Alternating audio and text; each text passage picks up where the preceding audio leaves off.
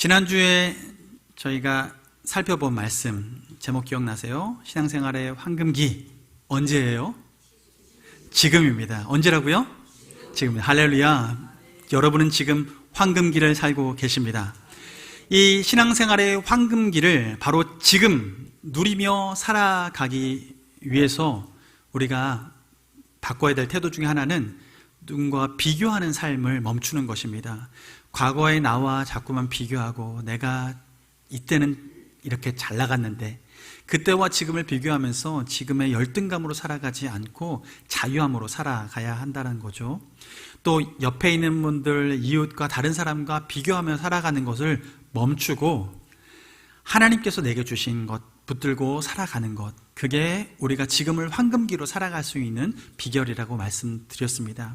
그러기 위해서 초점을 맞추어야 하는데 우리가 맞추어야 될 초점이 무엇인가? 바로 하나님께서 나에게, 각자에게 주시는 사명에 초점을 맞추어야 합니다.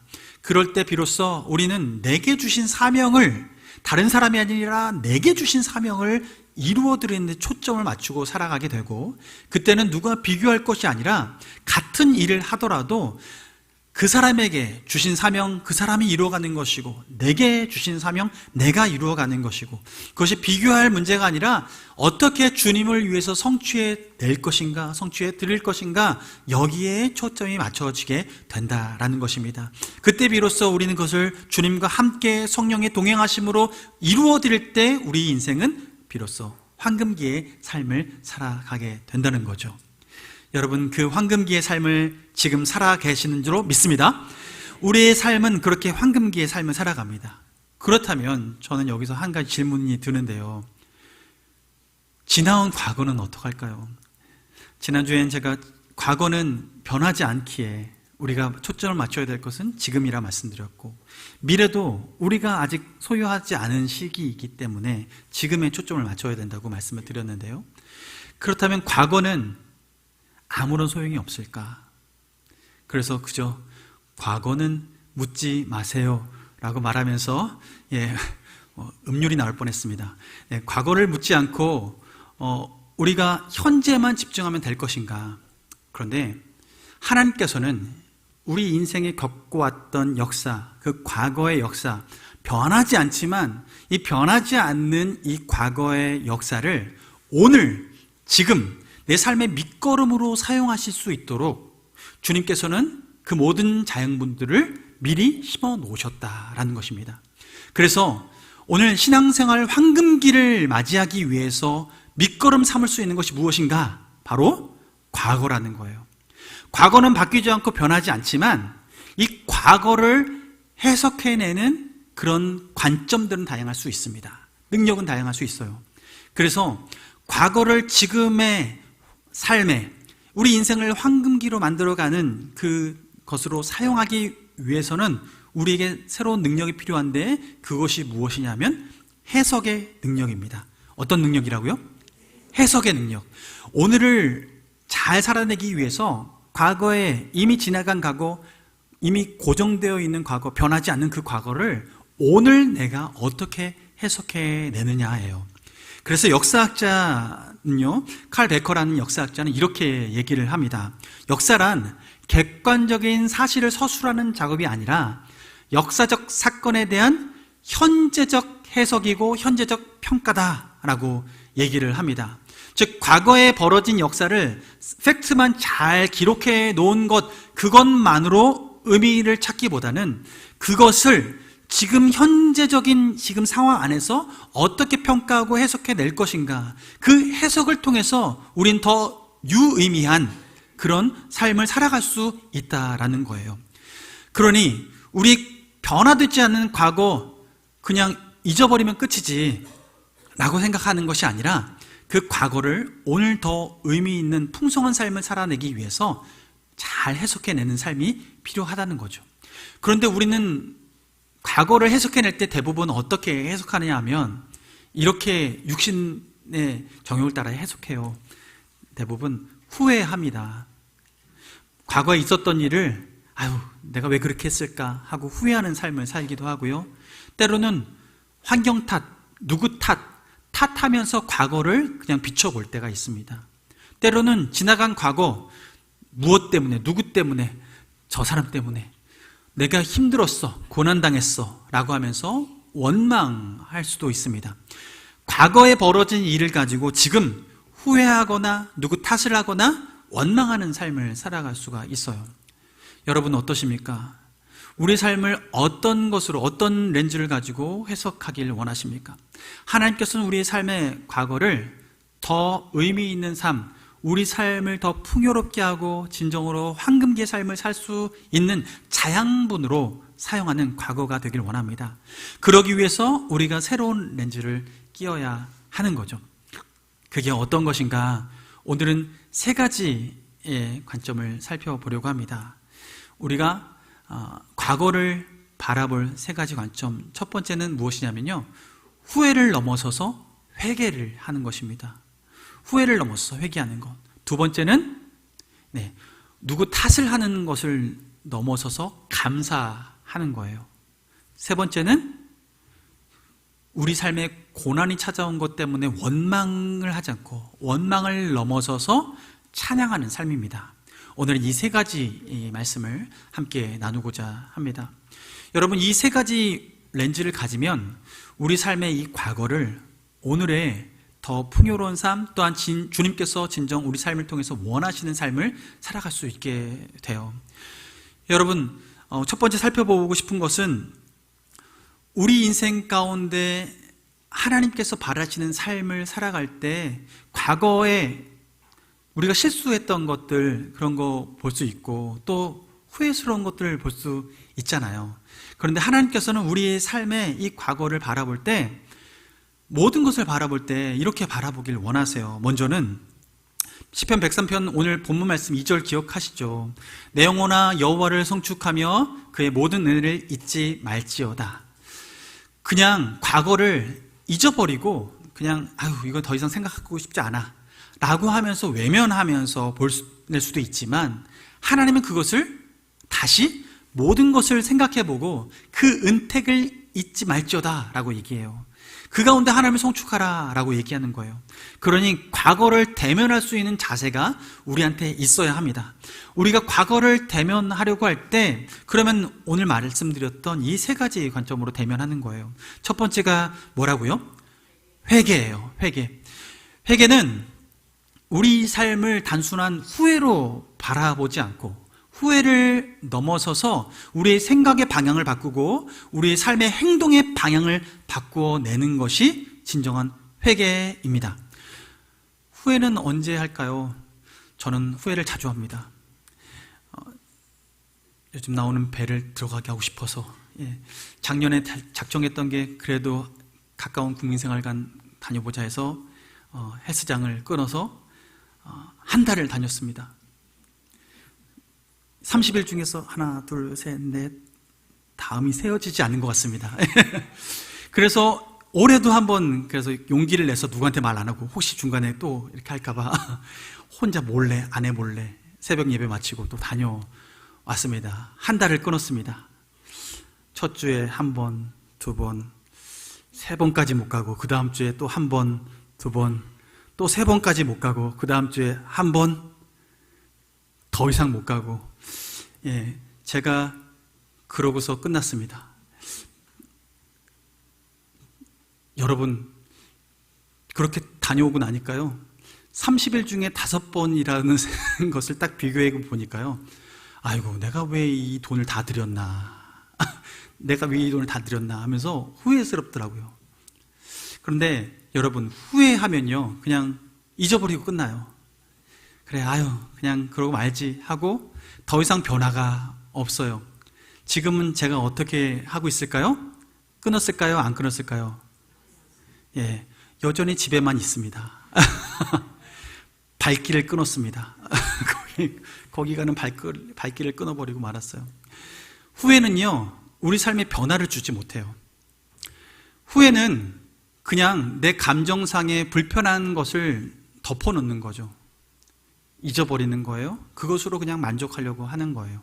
그런데 회개는 우리 삶의 생각을 바꾸고 행동을 바꿔서 방향을 바꿔내는 것, 이것이 진정한 회개입니다. 베드로를 보시면요, 베드로는 예수님의 수제자로 이 땅에서 살았습니다. 예수님이 하시던 그 모든 기적 가운데 함께 했어요. 물 위를 걷는 기적도 맛보았고 예수님이 변화산상에서 변화되는 모습도 직접 보았습니다. 베드로가 그렇게 수제자로 잘 살다가 그의 인생 가운데에 후회스러운 일을 한번 당하게 됩니다. 언제 당했을까? 여러 가지 사건이 있지만요, 이런 분들이 계시겠죠. 예수님께서 물 위를 걸어오라고 했는데 물 위를 믿음으로 걸었다가 주변 환경 바라면서 푹 빠졌는데 그거 후회되겠네. 후회될 수 있을 것입니다. 그러나 한 번의 기적에 실수하고 실패한 것, 그것을 넘어서서 그게 인생의 큰 좌절과 더 이상 생각하고 싶지 않은 큰 패배 있었는데요. 그것이 무엇인가 하면 바로 예수님께서 십자가에 못 박히실 때에 베드로가 했던, 예수님을 부인했던 그 3번의 부인. 예수님 못 박히시겠다라고 얘기했을 때 절대 저는 예수님을 부인할 일 없습니다 라고 다짐했던 그 베드로가 예수님 앞에서, 예수님이 못 박히시는 그 자리에서 예수님을 3번이나 부인하고 저주했던 그 경험, 그는 더 이상 떠올리고 싶지 않은 과거의 역사가 되었습니다. 그 후에 베드로가 어떻게 살았는지 기억나십니까? 베드로는요, 예수님께서 부활하셨다라는 것을 빈 무덤을 보면서까지도, 또한 예수님이 부활하신 몸을 만나보면서까지도 그는요, 옛사람으로 돌아갔습니다. 옛 모습으로 돌아갔어요. 그래서 예전에 하던 직업, 그물질하는 직업, 물고기 잡는 그 어부의 직업으로 돌아가서 갈릴리 그 호수에서 그물질 하던 삶을 다시 살기 시작한 거예요. 과거의 삶으로 돌아간 거죠. 베드로에게는 후회가 가득했습니다. 그랬더니 그 후회는 그를 옛사람으로 돌아가게 만들었습니다. 하나님은 우리를 구원하셔서 우리를 쓰실 때 옛사람에 돌아와서 새사람으로 살아가기를 주님께서 간절히 바라십니다. 그렇다면 옛사람에 머물지 않고 새사람으로 살아내기 위해서 우리에게 필요한 것은 후회가 아니라 바로 회개입니다. 베드로, 그렇게 실망하며 후회하고 있는 베드로, 호숫가에서 여전히 그물질하고 있는 그 베드로, 예수님은 그를 찾아갑니다. 그리고 호숫가에서 불을 피워놓고 떡을 굽고 고기를 가져와서 굽게 해서 거기에 있었던 제자들을 불러 모아서 떡 하나 나눠주고 고기 한 점 떼어주면서 담소를 나눕니다. 그때 베드로와 나눈 이야기는 네가 나를 사랑하느냐? 라는 질문을 해요. 네가 나를 사랑하느냐? 네가 나를 사랑하느냐? 이 3번의 질문을 하는데 베드로는요, 그 질문에 하나씩 답변을 합니다. 네, 그렇습니다. 네, 그렇습니다. 주님이 아십니다 라고 답변을 해요. 근데 이 과정을 통해서 베드로는요, 후회를 통해서 과거에 묻어두고 싶었던, 잊어버리고 싶었던 그 과거를 예수님의 그 대화를 통해서 회개의 감정으로 바꿔가기 시작합니다. 옛 모습으로 돌아갔던 그 삶을 다시 소망의 삶으로 바꿔가기 시작하는 거예요. 이전에 예수님을 사랑했던 그 마음을 다시 회복하기 시작하는 거예요. 그 방향성이 바뀌는 거죠. 주님을 외면하며 지금 숨어 있어서 은둔의 생활을 하기로 마음에 굳게 먹었던 그 삶에서 이제는 다시 주를 위해 살아가고자 하는 그 마음을 소생시키는 거예요. 그래서 결국 베드로는 그때 예수님을 다시 만나고 예수님의 그 질문에 속 깊은 답변을 한 이후에 예수님을 향한 그 첫사랑을 다시 회복합니다. 그 후에 어떤 일이 벌어집니까? 오순절 성령 강림 이후에 그는 그 성령의 역사를 사람들에게 설명해 주면서 그곳에 있었던 많은 사람들에게 복음을 전했고 예수 그리스도의 죽으심과 부활을 선포하면서 그 자리에 함께 있었던 3,000명의 사람들에게 회심을 이끌어내고 살아계신 예수 그리스도, 지금도 부활 역사하시는 그 예수 그리스도를 그들이 믿어지게끔 하는 전도자가 되었습니다. 예수님의 수제자였던 그 한 베드로가 배반자로 전락했다가 그 배반자가 예수 그리스도를 향한 그 사랑을 다시 회복하고 회개의 역사를 통해서 그는 다시 제자로 나가게 되는 것입니다. 하나님은 우리 삶에 주를 위해 살아가는 삶, 때로는 후회스러운 삶이 있고 덮어주고 싶고 부끄럽고 더 이상 말 꺼내지 않았으면 좋겠고 누구도 그 말은 언급도 하지 않았으면 좋겠다라고 생각하는 내 과거의 그 흠집들. 그러나 우리가 그 흠집을 주님께로 가지고 나아올 때 주님은 그 흠집을 덮어주시고 그리스도의 보혈로 깨끗하게 하시고 이제 다시 나와 함께 가자, 나와 함께 가자 초청하십니다. 그래서 더 이상 우리가 주를 배반하는 배반자가 아니라 주님과 함께 가는 주님의 제자의 삶을 살아가게 되는 것이죠.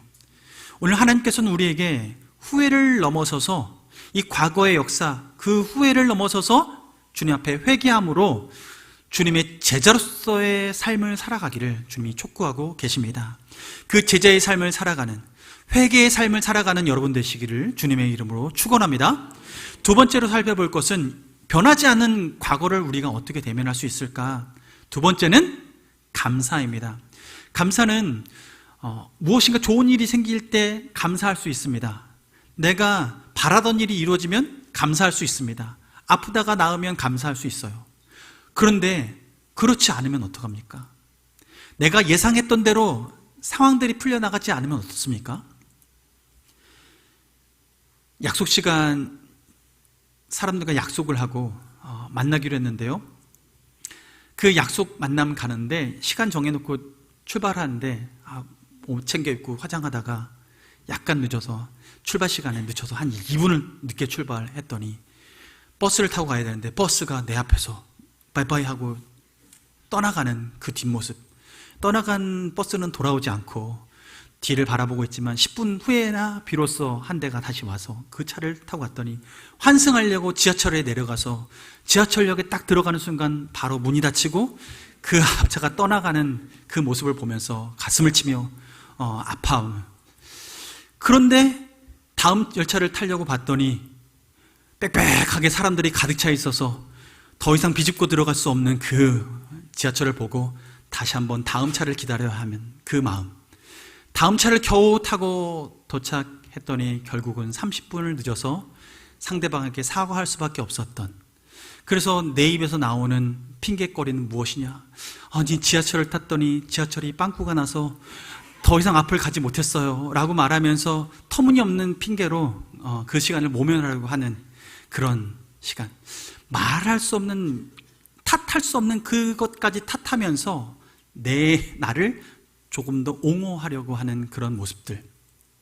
우리는 과거에 지난 내가 돌이킬 수 없는 그 사건을 바라보면서 도리어 내가 지금 이렇게 될 수밖에 없었던 것은 그때 그런 상황이 있었으니 이것 때문에 그렇게 된 거야 라고 말하면서 합리화를 시키고 탓하는 삶을 살아가는 것, 어쩌면 우리 삶엔 매우 익숙한 삶이 될 수 있습니다. 그러나 하나님은 우리가 그렇게 탓하는 삶이 아니라 환경 탓을 하면서 거기서 매여 있는 삶, 그 환경에 매몰되어서 살아가는 삶이 아니라 그것을 극복하며 비록 내 삶, 내 계획대로 풀려지지 않는 것을 바라볼지라도 그 안에서 감사함으로 살아갈 때 하나님께서 새로운 일들을 이루어 가시는 것을 경험하기를 주님은 바라고 계십니다. 다니엘을 보십시오. 다니엘은 포로 생활로 삶을 시작했습니다. 유년 시절을. 그런데 그가 자라나면서 왕에게 인정받고 꿈을 해석해주면서 왕에게 인정받고 여러 가지 모양으로 그가 인정받았습니다. 여러 왕을 섬겼습니다. 근데 그 중에서 다리오 왕을 섬길 때 상황이 어땠냐면 그가 매우 명석하게 나라를 다스리다 보니까 다리오 왕이 전국을 다스리고 자기가 제패했던 나라를 다스릴 때 세 구역으로 나눠서 총리를 세워서 다스리게 했습니다. 그 중에 한 지역을 다니엘이 맡아서 총리 역할들을 감당했습니다. 왕이 다스리다 보니까 다니엘이 너무 잘하는 거예요. 그래서 이 세 지역까지 다 합쳐서 다니엘에게 다 위임해주고 그에게 권력을 주길 원했습니다. 그런데 이때 이 상황을 보고 배아파하는 사람이 있었습니다. 배아파하는 사람은 다른 나라 사람이 아닙니다. 멀리 있는 사람은 배아파하지 않습니다. 바로 옆에 있는 사람이 배아파합니다. 가까이 있는 사람이 마음에 배아파해요. 그래서 가까이 있는 관료들이 어떻게 계략을 짰냐 하면 왕에게 찾아가서 왕이시여, 우리 30일 정해놓고 왕 외에 다른 신이나 다른 왕에게 간구하는 사람이 있으면 그 사람을 잡아다가 사자굴에 넣읍시다. 왕이 얼마나 위대한 분이신데 왕 말고 다른 왕을 섬기며 다른 신을 섬길 수 있겠습니까? 라고 말하면서 이 제안을 합니다. 왕이 이 얘기를 들으니까요, 그럴듯하고 마음에도 흡족합니다. 자기가 더 돋보이는 이 제안을 듣고 나서 예스, 그래, 그렇게 하자 하고 조서를 내립니다. 사람들에게, 백성들에게 선포됩니다. 다니엘은 이 사실을 알았을까요? 몰랐을까요? 알았어요. 다니엘이 이 얘기를 듣고 마음에 결단할 수 있습니다. 이 얘기를 듣고 그래, 왕의 말이니 따라보자 라고 마음에 결단을 할 수 있어요. 그런데 다니엘은 어떤 삶을 살고 있었냐 하면, 그가 포로 생활을 하는 가운데서도 그는 한결같이 하나님을 섬겼습니다. 하나님을 섬기는 그 삶의 습관을 놓지 않았습니다. 그의 삶의 습관은 어땠을까요? 매일 하나님 앞에 기도했습니다.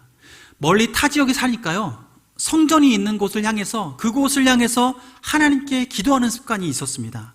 문을 활짝 열어놓고 하나님께 아침, 점심, 저녁 때를 정해놓고 기도하는 거예요. 그가 그렇게 하나님 앞에 기도하고 그 마음을 토해내고 하는 그런 삶을 살아가는데, 지금 왕의 조서가 그 모든 것을 하지 말라고 하는 조서가 내린 거죠. 여러분, 이 조서는 누구 때문에 만들어진 조서일까요? 다니엘 때문에 만들어진 거예요. 다니엘 그 한 사람 잡으려고 그 옆에 사람들이 꾀를 내서 만들어낸 조항이에요. 없어도 될 조항이에요. 다른 사람 이 조항에 걸리는 거 별로 그 사람들 신경 쓰지 않아요. 지금 다니엘 한 사람만 잡아내면 돼요. 그런데 문제는 다니엘이 그 상황 가운데 어떻게 했습니까? 이 조서는 내려진 이후로 바뀌지 않았습니다. 변화될 가능성도 보이지 않습니다. 그대로 있습니다. 그런데 다니엘은 이 조서를 받고도 그가 이렇게 결단을 합니다. 다니엘서 6장 10절 말씀을 보면, 다니엘이 이 조서에 왕의 도장이 찍힌 것을 알고도 자기 집에 돌아가서는 윗방에 올라가 예루살렘으로 향한 창문을 열고 전에 하던 대로 하루에 몇 번씩이요? 3번씩 무릎을 꿇고 뭐 했어요? 기도하며 그의 하나님께 뭐 하였더라? 감사하였더라. 그는요, 하나님께 그의 습관대로, 그가 하던 대로 하나님 앞에 나아가는 시간을 가졌고, 기도하고 간구하는 시간을 가졌으며, 또한 그 기도와 간구에 무엇을 함께 올려드렸냐면 감사를 함께 올려드렸어요. 지금의 상황을 보면 다니엘에겐 감사할 상황이 아니에요. 왜요? 지금 이 조서가 내려진 속내가 무엇인지 빤히 보이거든요. 누가 이 조서를 내리게 만들었는지 주변 사람들이 눈에 확확 들어오거든요. 어떤 사람이 이 꾀를 내서 이 이야기를 왕에게 올려드렸는지 이미 다니엘은 다 느껴지고 알아줘요. 이 조서를 바꿀 수 없는 게 현실이고, 그리고 이 조서를 지키지 않으면 사자굴에 던져질 것이 확실한 사실입니다. 다니엘은 이 환경에 지금 눌리지 않았어요. 이 환경에 눌리지 않고 그는 그 환경 가운데 결단합니다. 그가 결단한 것은 하나님께 그 전대로 기도하고 감사하는 거예요. 무엇을 감사했을까요? 아무리 돌아봐도 감사할 구석은 보이지 않는데, 그런데 특별한 것을 감사하기보다 지금 다니엘이 할 수 있는 감사는 일상의 감사였을 것입니다. 그저 오늘도 제가 마음에 결단한 대로 주님, 내가 창문을 열어놓을 수 있게 하시니 감사합니다. 주님을 사랑하는 마음으로 기도할 수 있도록 허락해 주시니 감사합니다. 주님, 내게 직분 맡겨주셔서 감사합니다. 내가 사명 감당할 수 있으니 감사합니다. 주님 앞에 일상적인 감사들로 하나님께 영광 올려드렸을 것입니다. 하나님은요, 우리에게 아주 그럴듯한 감사로 영광 돌리는 것만 받지 않으세요. 우리의 모든 일상 가운데 소소한 것까지도 주님은 기뻐 받으십니다. 하나님께서는 지금 그 상황 가운데 지금 다니엘의 기도를 들어주시는 거죠. 그런데 그 다니엘의 기도를 들으시고 감사 고백을 받으신 그 결과 다니엘은 어떤 상황이 처해졌습니까? 보통 이 정도 되면 시나리오상 그렇게 담대하게 기도했으면 왕이 조서를 철폐하고 내가 잘못 생각했구나 하고 다니엘의 그 믿음을 보고 없었던 일로 하자라고 하면 될 텐데 상황은 변하지 않습니다. 이미 정해진 것은 그대로 흘러가게 됩니다. 다니엘은 사람들에게 고발당하고 결국 왕 앞에 가서 상황을 확인받고 결국엔 사자굴에 던져집니다. 던져진 사자굴. 사자는요, 으르렁거리면서 다니엘을 삼킬 것 같습니다. 그런데 하나님의 역사는 다니엘이 던져지지 않도록 역사하지 않으시고 다니엘이 그 험악한 상황 가운데 던져짐에도 불구하고 그 가운데서 보호하시는 은혜를 베풀어 주셨습니다. 그가 하룻밤을 지냈는데요, 몸이 하나도 상하지 않았어요. 하나도 상하지 않았어요. 다음날 눈 떠서 보니까요, 다니엘 상하지 않고 멀쩡하게 있습니다. 왕이 너무나 조급한 마음에 빨리 꺼내라 하면서 다니엘을 꺼내줍니다. 사자가 배가 안 고파서 다니엘을 먹지 않았을까요? 그 상황에서요, 그를 고발했던 사람을 그가 던졌을 때요, 땅에 떨어지기 전에 이미 사자들이 그들을 움켰습니다. 사자는요, 배가 고프지 않아서 다니엘에게 손대지 않은 것이 아니라 하나님께서 그 입을 막아주셨기 때문에, 하나님께서 보호하셨기 때문에 다니엘이 해를 당하지 않은 것입니다. 하나님은 우리 삶의 환경 가운데 매여서 환경에 짓눌려서 더 이상 감사할 거리가 보이지 않고 무엇을 감사해야 됩니까? 원망할 수밖에 없는, 불평할 수밖에 없는 그 상황 가운데 우리가 신실하신 하나님, 선하신 하나님을 온전히 그 성품을 의지하고 주님 앞에 기도하고 감사하며 나아갈 때 비록 우리가 그 험한 상황 가운데 내던져질지라도, 주변 사람들이 아무리 봐도 답이 없는 그곳에 던져질지라도 하나님께서 원수의 입을 막아주십니다. 하나님께서 그 원수의 입을 막으셔서 보호해 주시는 거예요. 여러분, 감사의 입술을 닫지 마시기 바랍니다. 우리의 입술을 열어 주님 앞에 감사하시길 바랍니다. 우리 삶의 환경에 눌려 있지 않길 원합니다. 우리 삶에 감사의 그 마음을 올려드릴 때에 하나님께서는 비로소 그때 역사하십니다. 비록 세상 가운데 절망밖에 없을 것 같아 보이는 그 순간에 하나님이 일하기 시작하시는 거예요. 여러분, 우리가 이 변하지 않는 과거를 또 대면할 수 있는 방식이, 세 번째 방식이 있습니다. 그게 뭐예요? 찬양입니다. 찬양은요, 우리 삶에 고난이 찾아왔을 때 이 고난을 어떻게 대면할 수 있을까? 우리는 원망으로 대면할 수 있기가 쉬운데 고난에 우리가 찬양으로 반응하는 것, 이것이 우리가 믿는 자, 하나님의 자녀, 하나님의 백성의 태도가 되는 것입니다. 하나님은 우리에게 이 변하지 않는 과거 주님 앞에 고백하면서 감사와 찬양으로 올려드리면서 하나님께 영광을 구하는 삶 살아가는 것, 이것 주님께서 바라시는 거예요. 우리는 무엇이 익숙하냐면 고난에 대한 그 수평적인 결과는 대부분 원망이에요. 이스라엘 백성이 출애굽합니다. 하나님의 은혜로 하나님께서 10가지 재앙을 애굽에 베풀어서 그들을 출애굽시킵니다. 그 출애굽해서 탈출해 나왔을 때 그 하나님의 영광을 보고 나왔음에도 불구하고 그들이 맞닥뜨린 가장 큰 첫 관문은 무엇이었냐면 홍해바다였습니다. 홍해가 그들의 앞을 가로막았습니다. 그때 백성들이 하는 일은 무엇입니까? 원망이었어요. 아유, 모세 말 듣고 따라 나왔더니 애굽 땅 나와서 홍해 앞에서 수장당하게 생겼네. 뒤돌아보니까 돌아갈까 싶었으나 뒤를 보니 애굽 군대가 쫓아오면서 칼 들고 쫓아오는데 이제 죽었구나 하는 그 순간, 그들이 원망하고 있을 때 그때 하나님께서는 모세에게 명령하십니다. 지팡이를 홍해를 향해 내밀어라 라고 얘기하세요. 홍해를 향해 내밀라고 하신 그때에 하나님께서는요, 그 말에 순종한 모세의 모습을 보시고 홍해를 가르기 시작하시는 거예요. 밤이 맞도록 바람이 불게 하세요. 내밀었을 때 쭉 갈라지는 것이 아니라 내밀었더니 밤이 맞도록 바람이 훅 부는데요, 물이 벽 쌓아 올리는 것처럼 쭉 서 올라가는 거예요. 그 젖어있던 땅이 마른 땅이 됩니다. 마치 드라이기로 휘잉 하면서 하나님께서 부는 것처럼 그것이 쫙 갈라지는 거예요. 가르마 갈라지듯이 쭉 갈라지는데, 그때 그 마른 땅으로 이스라엘 백성들이 건너가요. 그 뒤에는 하나님께서 회오리 바람을 일으켜서 더 이상 애굽 군대가 쫓아오지 못하도록 막아주십니다. 그 결과 이스라엘 백성이 다 건너고 뒤따라오던 애굽 군대는 뒤늦게 발걸음을 홍해 그 메마른 땅에 딛는데요, 그때 하나님께서는 쌓아놨던 물벽을 다시 흐르게 하십니다. 결국 애국 군대가 수장당하는 거죠. 그 수장당하는 이후에 그 모습을 보고 이스라엘 백성이 광야로 넘어와서 찬양을 합니다. 그게 출애굽기 15장에 기록되어 있는 찬양이에요.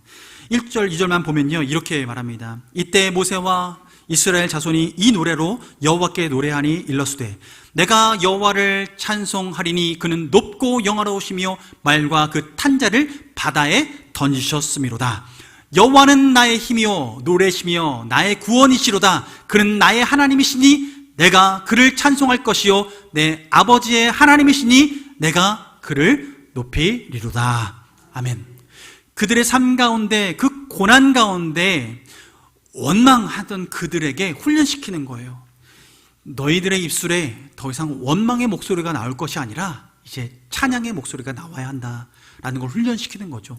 그래서 그들이 광야로 들어간 후에 40년 동안 그들을 훈련시킬 때 물이 없고 먹을 것이 없어 주님 앞에 간구하며 나갈 때 원망이 나오는 그 순간에 하나님께서는 그 원망을 바꿔서 찬양으로 바꾸실 수 있도록 주님께서는 물을 주시고 먹을 것을 주시고 만나와 메추라기로 그들이 발이 부르트르지 않도록 그들을 보호하셨고, 그들이 옷이 헤어지지 않도록 그들을 보호하시면서 광야 생활을 하도록 이끌어 주셨습니다.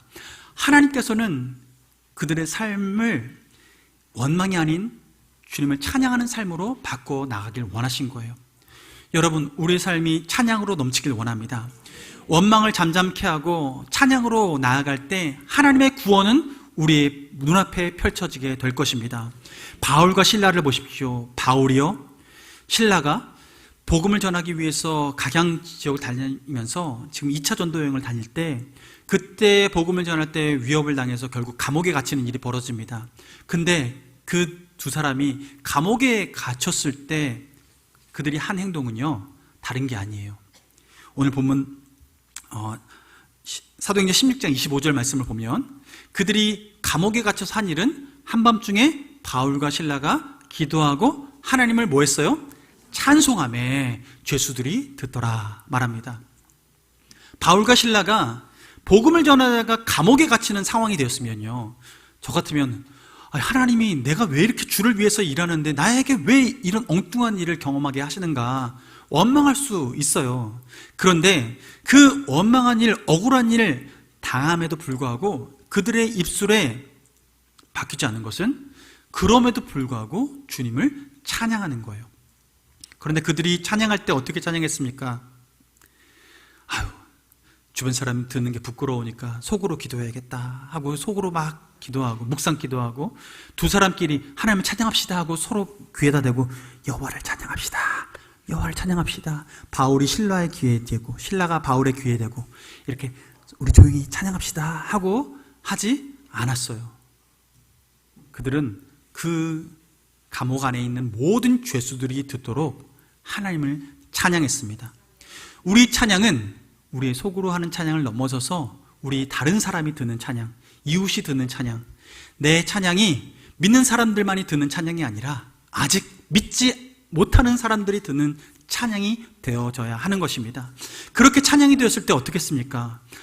바울과 실라가 있었던 그 감옥을 하나님께서 흔드십니다.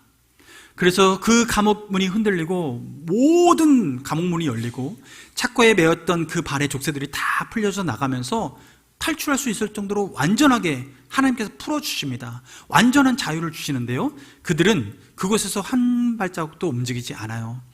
하나님께서 그들을 지금 너 나가라 라는 사인 주시지 않았어요. 그랬더니 바울과 실라는 그대로 묵묵히 있는 거예요. 그 상황을 그냥 맞아들이는 거예요.